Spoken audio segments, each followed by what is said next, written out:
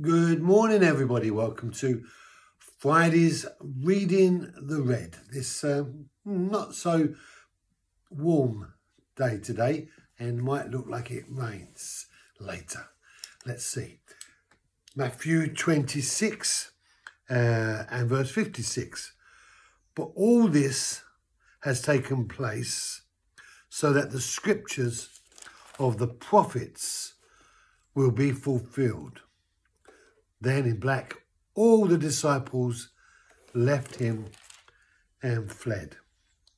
So Jesus says, all this has taken place so that the scriptures might be fulfilled.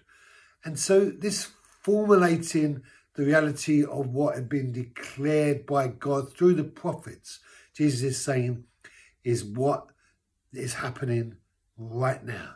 And as he says this, so you can sense within the disciples who were with him, who were also possibly going to get arrested as well if they weren't careful.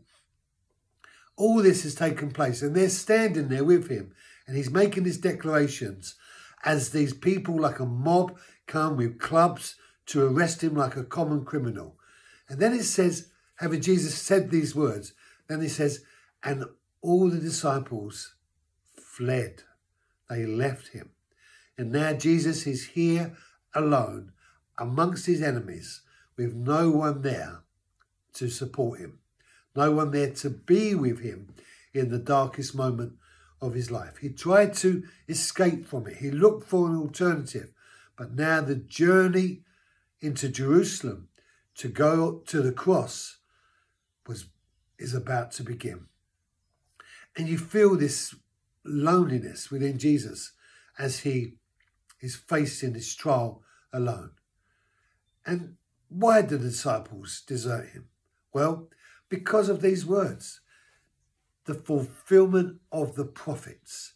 So what they're saying is this is an inevitable reality because all this has been planned. And the disciples are confused. And when we don't understand things, we get confused as well. You know, there are many things on the Christian journey that confuse us. They confuse us in so many ways.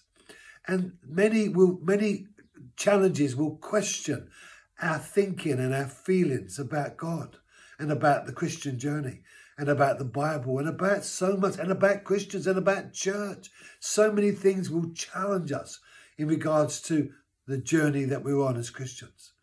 But one thing we can never, ever, ever take our eyes off is this, that what God has said, God will do.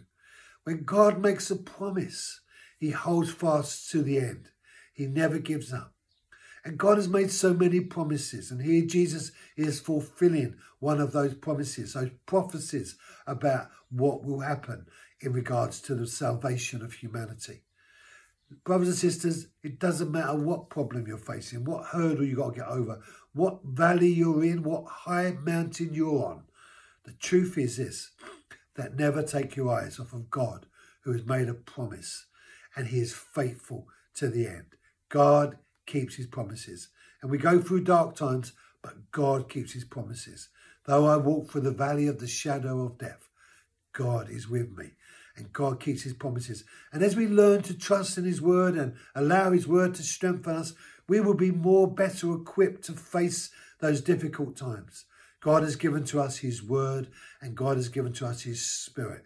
And both of those are precious comforts to us in our dark times. Because he wants to bring us through the dark times in order to bring us into a place of victory. I said at church on Sunday, the proud ones, they sit there like that and they refuse to listen. The ones who are sensible, they lift up their hands in surrender and they say, forgive me, I'm sorry.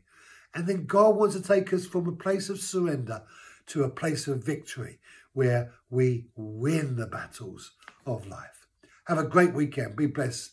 And I'll see you on Monday morning.